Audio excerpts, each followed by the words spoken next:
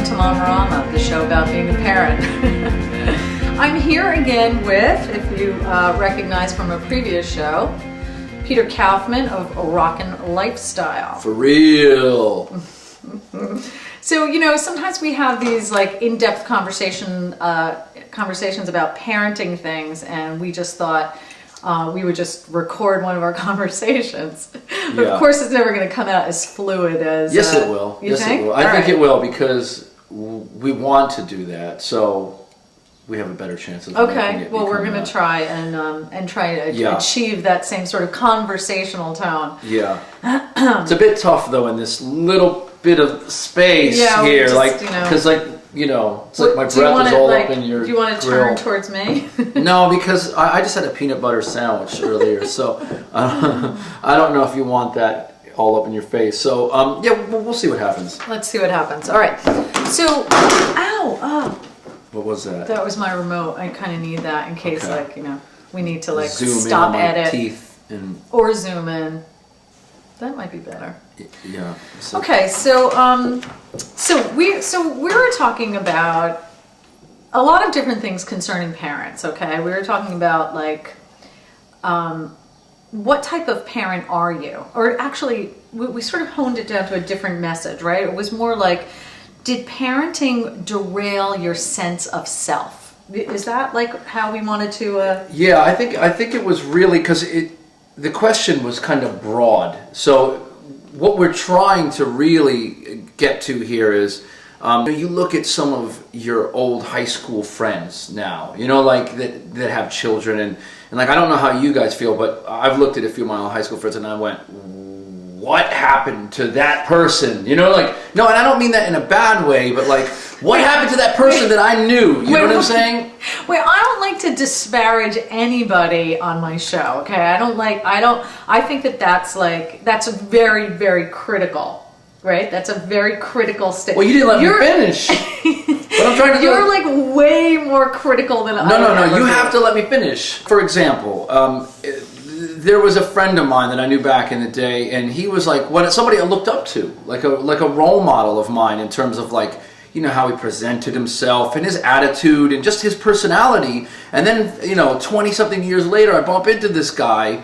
He's lost all sense of style, all sense of what he stood for at one point. I mean, obviously, when we were kids, you do change a bit as you grow older, but it was almost like he became something completely different and uncool from what I remember being younger. And I thought... Okay, wait, time out. Is he a parent? He's a parent, yes. He's a parent. Yes. And do you feel like that was sort of the to blame for him, quote-unquote, letting himself go? Well, I think, and this might make a lot of people... think I'm full of it or whatever, but I'm just going to say this, and I've spoken to lots of people about this, you included, and so what I think happens is, I think when people get married, and then they have kids, and like I said, this is just my opinion, this is from what I noticed. Realize it's your opinion. Yes.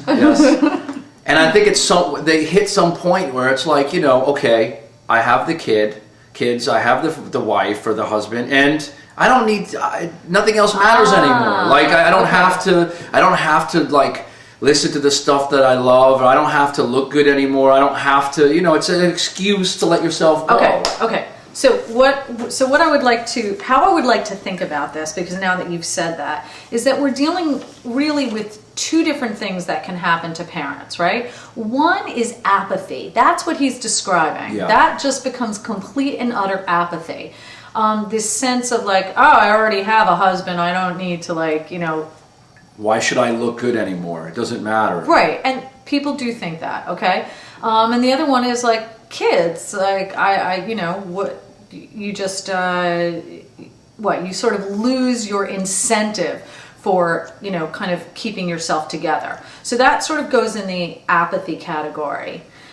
But I was also thinking about it in a slightly different sense, which is how I describe losing your sense of self. Yeah. Right? Yeah, definitely, because if you have kids and you raise them, it's a big job. It takes up your whole life. It's a very big thing, and so sometimes I feel that parents get consumed with this and they forget who they are along the way. You know what I mean? It's like, okay, and that actually absolutely that happens. Yeah, it happened to me at one point, right.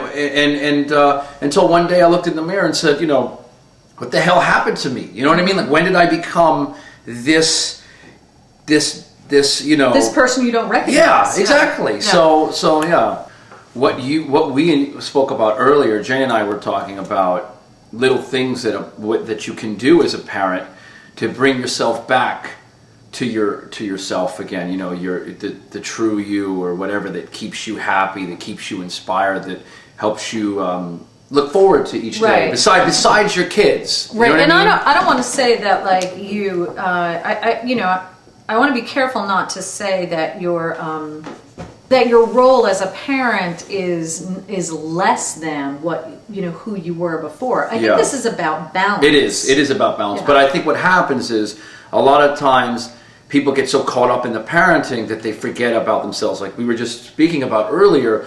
And there are certain things that you can do to help stay in balance. Right. And right. I know that time tends to be a bit of an issue as a parent. It's a huge issue. It's a huge issue, and that's the biggest excuse. And that's the biggest excuse. You hear that I can't go to the gym, I can't exercise, I can't do what I want. Right. But I do think that you do have time. It's just a matter of priorities. Prioritizing. And there's different stages. Right. There's different stages of parenting. Obviously, when you have an infant, right. it's a hell of a lot harder to deal with than when you have a 10-year-old. Right. So you have to understand the situation that you're in, but there still are ways you can get back to yourself. You can't put yourself off for long, because when you do, that affects everything in your life. I mean, it also affects your children, believe it or not. You know what I mean? And like, part of the reason why I think in my own experience, getting back my own personal life when I was a parent and I wasn't happy with the way I looked, part of my inspiration to change and make sure I had that time to exercise and do things that I love, was like for my daughter. I didn't want her looking up to me, like looking at her dad as this lame ass. Ooh, excuse me, we're on cable. It's okay. This lame, one of the out of shape, dorky, uncool. It's just like I just felt okay. So like, that's interesting. Like, looking at it as the role model for your children. What sort of image do you want to present yourself as? Because your kids will read who you are and what you do, and they will absolutely absorb that and take note of that. So I still feel like we're sort of like splintered in a bunch of different directions, because for one thing, there's the taking care of yourself component to this. Let's talk about that first. And then secondly is the getting back to yourself, or the things that you did that you really enjoyed before you had kids, and how that how we're so willing to like really push that aside and kind of lose sight of who we were. So the taking care of yourself part, I have an interesting analogy that a childbirth educator told me, which was, when you're on an airplane and the flight attendant is running through the emergency procedures and says that, if the cabin loses pressure and the oxygen mask comes down, do you know what I'm going to say? Of course. I mean, what are you supposed to do? You're supposed to put it on yourself first before you put it on your kids. Exactly. Okay, that's it. She was using that analogy for everything else in your life as a parent. So that if you don't give yourself the oxygen that you need, if you cannot take care of yourself first, you will not be able to take care of your child adequately. They will be the ones to suffer. And the reason why the flight attendants even say that, right, is because that's not our instinct. That's a damn good analogy. Isn't it? I'm surprised I didn't think of that. Damn, that's true. I've been wanting to say something like that for like 10 years. I'm so surprised I didn't come up with it. We'll talk about ego in another episode.